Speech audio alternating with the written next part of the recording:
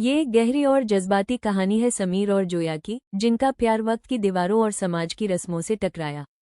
मोहब्बत की महक, समीर और जोया। पहला अध्याय। एक मासूम शुरुआत। शहर की भीड़भाड़ से दूर एक पुराने लाइब्रेरी की खामोशी में समीर और जोया की पहली मुलाकात हुई थी।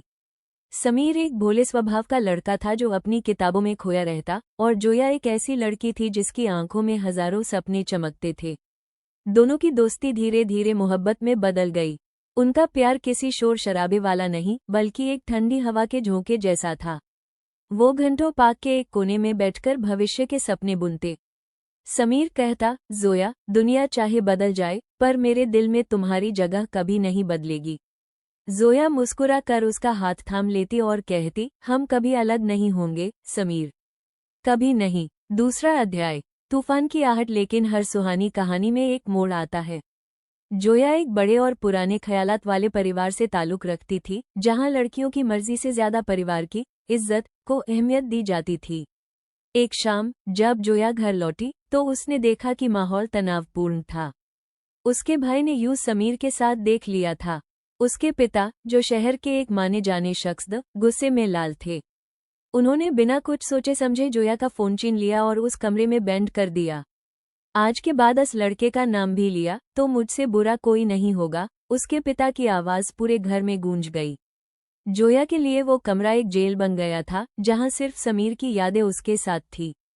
तीसरा अध्याय। दूरियां और दर्द। समीर को जब ये पता चला तो उसका दिल बैठ गया।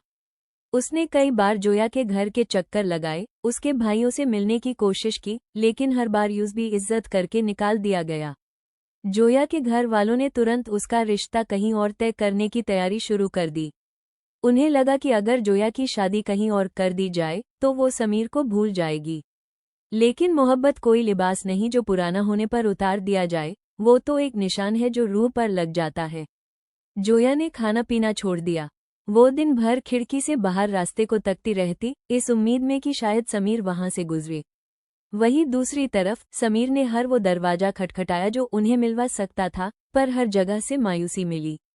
चौथा अध्याय। आखिरी मुलाकात की तड़प। एक रात जोया ने अपनी छोटी बहन की मदद से समीर को एक छोटा सा खत भेजा।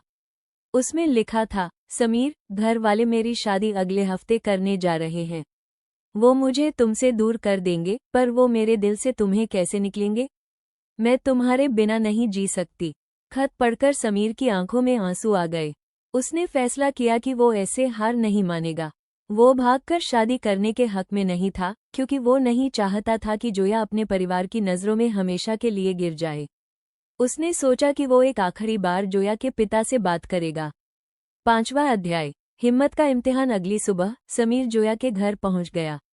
उसके भाइयों ने उस रोकने की कोशिश की, पर इस बार समीर के चेहरे पर एक अजीब सा सुकून और मजबूती थी। उसने चीख कर कहा, मुझे सिर्फ 5 मिनट अपने बड़े साहब से बात करनी है। जोया के पिता बाहर आए। समीर ने उनके पैर छुए और कहा, साहब, आप मुझे मारिए, पीटिए या शहर से निकाल दीजिए, पर एक बात सुन लीजिए। मैं जोया से प्यार करता हूँ क्योंकि वो मेरी जिंदगी है। आप उसकी शादी किसी अमीर लड़के से कर देंगे, पर क्या वो खुशी दे पाएगा जो उसकी रूह चाहती है?